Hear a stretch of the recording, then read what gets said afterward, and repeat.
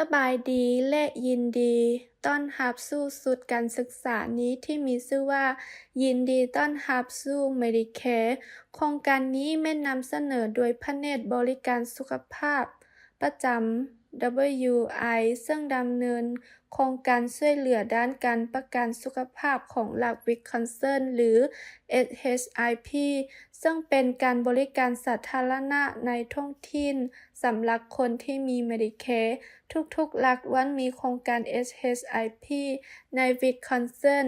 ท่านสามารถขอความช่วยเหลือแบบบ่เสียค่าและบ่มีความลำเอียงกับ Medicare ได้จากบรรดาที่ปรึกษา SHIP ในท้องถิ่นหรือหนึ่งในบรรดาสายด่วนที่บ่เสียค่าของพวกเขาท่านสามารถดาวน์โหลดสไลด์ของการนำเสนอนี้ได้โดยการกดใส่ลิงก์เชื่อมต่อให้คำอธิบายของวิดีโอใน YouTube หรือเข้าไปที่โครงการนี้แม่นได้รับการสนับสนุนโดยการช่วยเหลือราษฎร์จากองค์การคุ้มครองการดำรงชีวิตของชุมชนของรัฐบาลกลางโครงการนี้จะให้ภาครวมเกี่ยวกับ Medicare และแบ่งออกเป็น 6 ภาคท่านสามารถสอบข้อมูลนี้แบบรายละเอียดหลายขึ้นได้ในปึ้มคู่มือ Medicare ของท่านซึ่งจะถูกส่งไปหาบุคคลที่มี Medicare และยังสามารถสอบหาได้อยู่ในเว็บไซต์ Medicare อีกด้วย เพื่อให้เข้าใจได้ง่ายขึ้นพวกเขาจะส่งยูให้ท่านเบิ่งภาคต่างๆของสุดเอกสารนี้ตามลำดับ ยินดีต้อนรับสู่ภาคที่ 6 ในสุดข้อมูลนี้ ภาคนี้จะประกอบมีข้อมูลเกี่ยวกับโครงการ Medicare สำหรับผู้ที่มีรายได้จำกัดคำแนะนำที่จะช่วยท่านปกป้องตนเองและป้องกันการฉ้อโกงและสรุปด้วยการทบทวนและบัญชีรายชื่อแหล่งทรัพยากรที่มีอยู่บุคคลจำนวนหลายที่มี Medicare ได้ประเสริฐกับสิ่งท้าทายในเวลาการจ่ายค่าดูแลสุขภาพและยาตามใบสั่งแพทย์แท้จริงแล้วพวกเขามักจะได้ยินเกี่ยวกับบุคคลที่ต้องเลือกระหว่างการจ่ายค่าเครื่องใช้สวยหรือจ่ายค่าปิ้นปัวสุขภาพหรือยาถ้าท่านรู้จักบุคคลใดหนึ่งที่ตกอยู่ในสถานการณ์นี้ท่านจะต้องรู้เกี่ยวกับบัตรโครงการที่สำคัญของ Medicare ที่สามารถช่วยได้3 โครงการต่อไปนี้อาจจะเป็นการช่วยเหลือแก่บุคคลที่มีรายได้จำกัด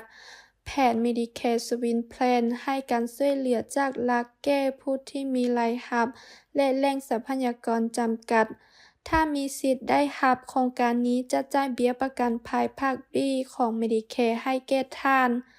นอกจากนั้นบางคนก็ยังได้จ่ายการจ่ายร่วมและจำนวนที่เป็นความรับผิดชอบส่วนทำอิฐของ Medicare ของเขาเจ้าอีกด้วยอิงใส่รายรับและทรัพย์สินของเขาเจ้าการช่วยเหลือพิเศษแม่นโครงการของ Medicare ที่ได้รับการออกแบบมาเพื่อช่วยผู้ที่มีรายได้และแหล่งทรัพยากรจำกัดจ่ายค่าใช้จ่ายยาตามใบสั่งแพทย์ของ Medicare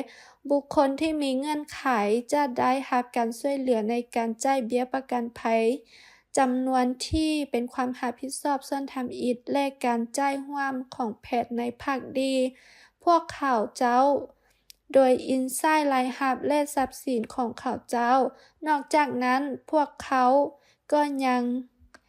จะบ่มีช่องว่างในการคุ้มครองและบ่มีการปักหมายในการลงทะเบียนรักษาอีกด้วยในภาคสุดท้ายของสุดข้อมูลนี้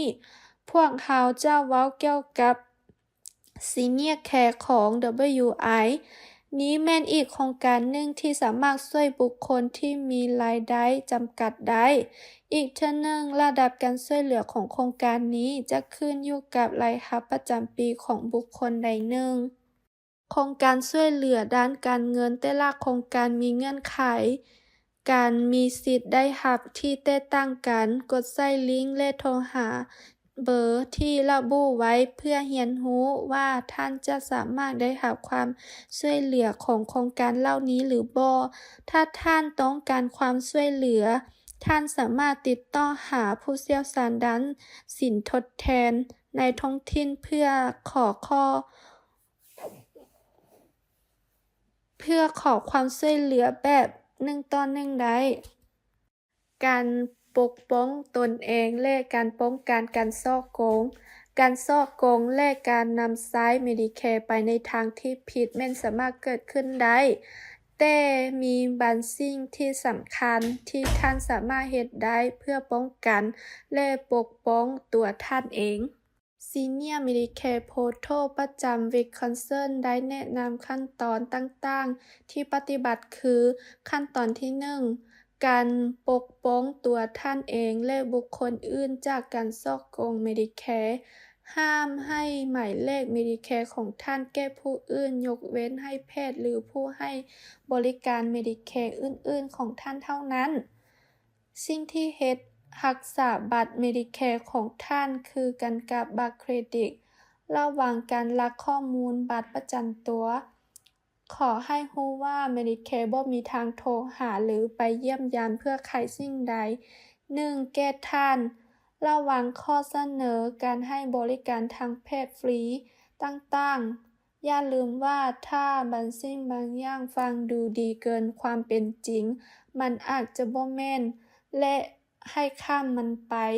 แบ่งปันสิ่งที่เฮ็ดและห้ามเฮ็ดเหล่านี้กับหมู่เพื่อนและครอบครัว ขั้นตอนที่ 2 กวดหาการฉ้อกง Medicare โดยการอ่านเบิ่งแจ้งการเกี่ยวกับข้อสรุป Medicare ของท่าน ถ้าท่านลงทะเบียนใช้ My Medicare ท่านจะสามารถเข้าถึงข้อมูล Medicare ส่วนตัวของท่านได้ทางออนไลน์ นอกจากนั้น ท่านก็ยังควรเก็บรักษาปื้นบันทึกการดูแลสุขภาพส่วนตัวของท่านไว้ด้วย เพื่อให้ท่านสามารถติดตามการไปพบท่านหมอและการบริการต่างๆของท่านได้ถือปื้นบันทึกนี้นำท่านไปยังการนัดหมายของท่าน จากนั้นท่านสามารถเปรียบเทียบการแจ้งการเกี่ยวกับข้อสรุปของ Medicare ของท่านกับปื้นบันทึกของท่านได้ แจ้งการเกี่ยวกับข้อสรุปของ Medicare MSN แม่นจะส่งให้คนที่มี Medicare เป็นไตรมาส อย่าลืมอ่านเบิ่งแจ้งกันเมื่อท่านได้รับ มันบ่แม่นใบบินเรียกเก็บเงิน กวดเบิ่งชื่อที่อยู่และหมายเลข Medicare ให้มีความถูกต้อง ท่านได้รับการบริการดังกล่าวบ่ อีกเทื่อหนึ่งให้เปรียบเทียบแจ้งการนั้นกับปื้นบันทึกการดูแลสุขภาพของท่าน กวดให้แน่ใจว่าการเรียกทวงสินทดแทนของท่านแม่นได้ถูกดำเนินการและจ่ายแล้ว ถ้ารายการใดหนึ่งถูกปฏิเสธให้โทรหาโรงการของท่านหมอของท่านเพื่อเฮ็ดให้แน่ใจว่าการเรียกทวงได้ถูกเข้ารหัสอย่างถูกต้องแล้ว ถ้าบ่ถูกต้องโรงการของท่านหมอสามารถส่งคำร้องทวนคืนใหม่ได้ ถ้าการเรียกทวงถูกปฏิเสธท่านมีสิทธิ์ที่จะอุทธรณ์ได้และกำหนดเวลาในการยื่นอุทธรณ์แม่น120 วัน และขั้นตอนที่ 3 รายงานการฉ้อโกงหรือการ Medicare ไปในทางที่ผิดที่น่าสงสัย ถ้าท่านสังเกตเห็นบางสิ่งบางอย่างที่เบิ่งคือว่าบ่ถูกต้องอยู่ในใบเรียกเก็บเงินของท่าน สิ่งทำอิฐที่ต้องเฮ็ดแม่นการโทรหาผู้ให้บริการเพื่อปรึกษาหารือเกี่ยวกับข้อกังวลของท่าน อย่าลืมรวบรวมเอกสารของท่านเช่น ปื้นบันทึกการดูแลสุขภาพส่วนตัวของท่าน ใบแจ้งยอดการเรียกเก็บเงิน และแจ้งการเกี่ยวกับข้อสรุปของ Medicare ของท่าน และถ้าหากว่าปัญหาดังกล่าวบ่ได้รับการแก้ไข ติดต่อหา Senior Medicare Portal ของ WI เพื่อขอความช่วยเหลือแบบบ่เสียค่าและบ่มีความลับ โทรฟรีที่เบอร์ 1888818211 พวกเราได้เว้าถึงข้อมูลหลายอย่างในระหว่างสุดข้อมูล6 ภาคนี้ ดังนั้นก่อนที่พวกเราจะจบลง พวกเรามาทวงคืน แบบเร่งรัดเกี่ยวกับทางเลือกในการคุ้มครองที่ท่านสามารถเรียนรู้ได้ อย่าลืมว่าการรับการคุ้มครองจาก Medicare ของท่านแม่นมีอยู่2ช่องทางคือ Medicare ดั้งเดิม หรือแผน Medicare Advantage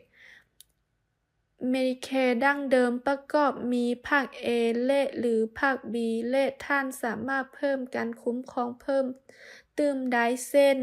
นโยบาย Medicare เพื่อการคุ้มครองช่องว่างของ Medicare ดั้งเดิม นอกจากนั้นท่านก็ยังสามารถเลือกซื้อการคุ้มครองยาตามใบสั่งแพทย์ของ Medicare ภาคดีได้อีกด้วยและหรือ Senior Medicare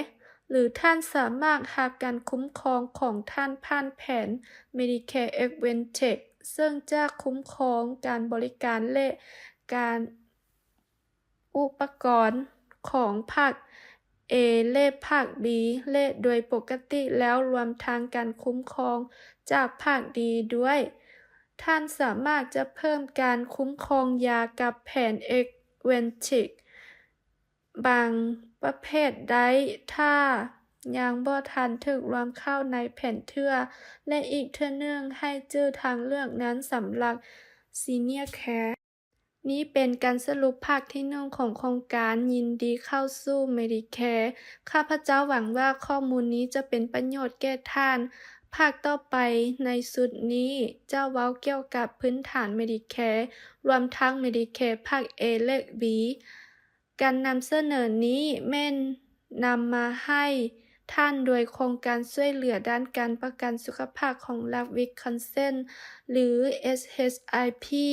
การบริการสาธารณะในท้องถิ่นที่ให้การช่วยเหลือที่บ่เสียค่าและบ่มีความลำเอียงแก่บุคคล